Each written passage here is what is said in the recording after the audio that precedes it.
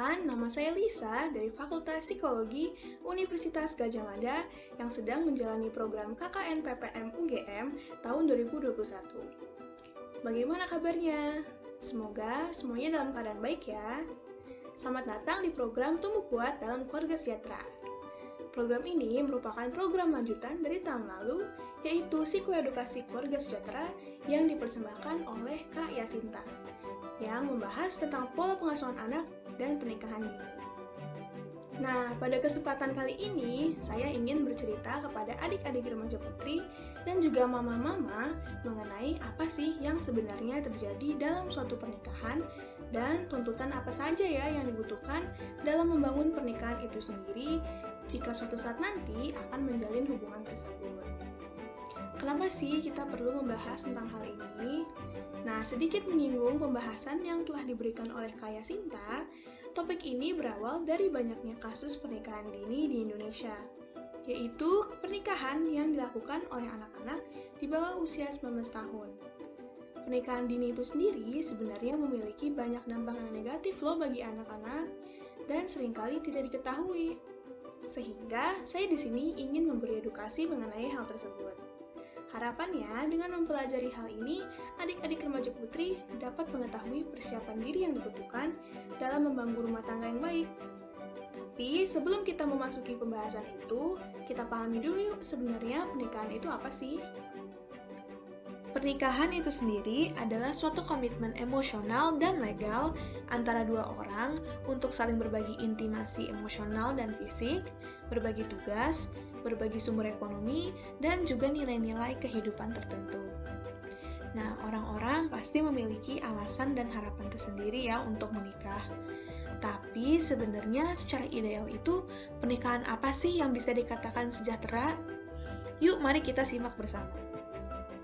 Yang pertama, individu harus menjadi pribadi yang mandiri dan dewasa, serta memiliki kepercayaan diri yang tinggi. Karena pernikahan terdiri dari dua orang, maka penting bagi pasangan untuk membangun hubungan stabil di mana mereka bisa saling bergantung dalam situasi apapun. Penting juga loh bagi individu untuk mengenal diri sendiri dan mampu mengekspresikan perasaan dengan berani. Dengan ini, maka pasangan dapat membentuk hubungan yang saling memenuhi dan juga tulus. Selain itu, kedua individu juga perlu menikmati waktu dengan diri sendiri dan waktu bersama dengan pasangan. Serta, individu juga harus mampu menyeimbangkan kedua waktu tersebut. Dengan semua komponen ini, maka hubungan dalam pernikahan dapat berjalan dengan sehat dan juga fungsional. Nah, setelah menyimak penjelasan tadi, bisa kita lihat loh bahwa tuntutan psikologis yang dimiliki oleh pernikahan itu ternyata ada cukup banyak ya. Jika kita kaitkan dengan pernikahan dini, bisa kita katakan kalau anak-anak itu belumlah siap untuk menjalani hidup pernikahan. Anak-anak sendiri masih berada pada tahapan hidup di mana mereka perlu untuk bermain sepuasnya dan juga mengeksplorasi identitas diri. Dengan langsung loncat memasuki tahap pernikahan, mereka akan kehilangan masa muda mereka, waktu untuk bersenang-senang, waktu untuk membangun pertemanan, dan juga waktu untuk mendapatkan pendidikan. Jika dihadapi dengan tanggung jawab untuk membuat keputusan, berkomitmen, dan bahkan mencari sumber pencaharian untuk rumah tangga, anak-anak belum memiliki tingkat kedewasaan dan pengalaman yang cukup untuk melakukan hal tersebut. Dalam pernikahan itu sendiri, anak-anak dengan pasangan yang jauh lebih tua akan sulit untuk saling memahami karena adanya perbedaan tingkat pendidikan yang dimiliki oleh kedua individu itu. Dengan adanya pemikiran yang tidak sama ini dapat berujung pada pernikahan yang tidak memuaskan. Pasangan yang lebih tua akan memiliki kecenderungan untuk mengontrol pasangan yang lebih muda, sehingga gagal untuk menghargai diri pasangannya tersebut. Hal ini pun dapat memunculkan pertengkaran. Dari sini, potensi perceraian dan juga perselingkuhan dapat menjadi tinggi. Belum lagi, secara psikologis, pada akhirnya anak dapat mengalami perasaan isolasi, kurang percaya diri, dan juga depresi karena harus berhadapan dengan perubahan peran tersebut dan juga masalah-masalah dalam rumah tangga tadi. Tapi, sebenarnya bukan cuma itu loh dampak negatif yang dapat diakibatkan oleh pernikahan dini bagi anak-anak. Jika kita lihat dari sudut pandang kesehatan reproduksi, anak-anak yang menikah secara dini memiliki resiko tinggi untuk terinfeksi penyakit yang menular secara seksual, seperti HIV, herpes, dan lainnya. Hal ini dapat terjadi karena pasangan menjalin hubungan seksual yang tidak dilindungi. Tidak hanya itu, resiko ini juga dapat terjadi karena anak-anak sendiri masih memiliki alat reproduksi yang belum dewasa. Proses melahirkan bagi anak-anak itu sendiri juga dapat membahayakan diri mereka loh. Anak-anak yang berusia 10 hingga 14 tahun memiliki resiko kematian yang tinggi saat melahirkan. Bahkan mereka yang berusia 15 tahun ke atas memiliki resiko kematian 2 kali yang lebih tinggi. Anak-anak ini juga memiliki resiko terkena anemia atau kekurangan sel darah merah yang dapat membuat anak merasa lemah dan juga lemas.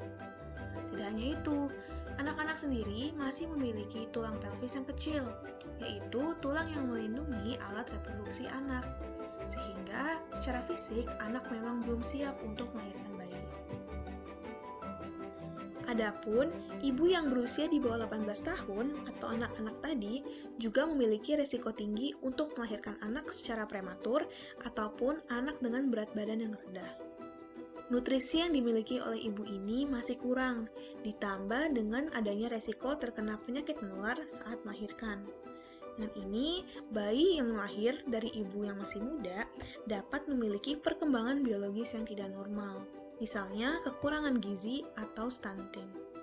Bahkan, tingkat kematian bayi tersebut pun juga lebih tinggi jika dibandingkan dengan bayi yang dilahirkan oleh ibu di atas usia 19 tahun. Nah, jadi sebenarnya waktu yang ideal untuk menikah itu pada usia berapa ya? Undang-Undang Indonesia sendiri, nomor 16 tahun 2019 tentang perkawinan, mengatur usia minimal untuk menikah yaitu pada usia 19 tahun. Sedangkan, Badan Kependudukan dan Keluarga Berencana Nasional mengatakan bahwa secara medis, usia 21 hingga 30 tahunlah waktu yang ideal untuk menikah karena sudah memiliki kedewasaan yang sesuai untuk membangun rumah tangga. Nah, sepertinya bisa kita ambil kesimpulan nih di sini, bahwa perjalanan hidup anak itu masih panjang sebelum mencapai tahap pernikahan. Maka dari itu, sebelum adanya pernikahan, anak-anak juga perlu mendapat pengetahuan mengenai keadaan rumah tangga, agar dapat menghadapi pasangannya dengan mental yang kuat dan kemampuan berpikir yang lebih matang. Dari sini, yuk kita sama-sama saling mengingatkan kepada teman-teman kita untuk memperhatikan faktor-faktor di dalam video ini dulu ya, sebelum memutuskan untuk menikah demi kesehatan dan kesejahteraan kita masing-masing. Nah, sepertinya kita sudah mencapai akhir dari video ini. Terima kasih sudah mau mendengarkan. Semoga video ini dapat membantu adik-adik remaja putri dan juga mama-mama di sana. Sampai bertemu lagi ya di video selanjutnya.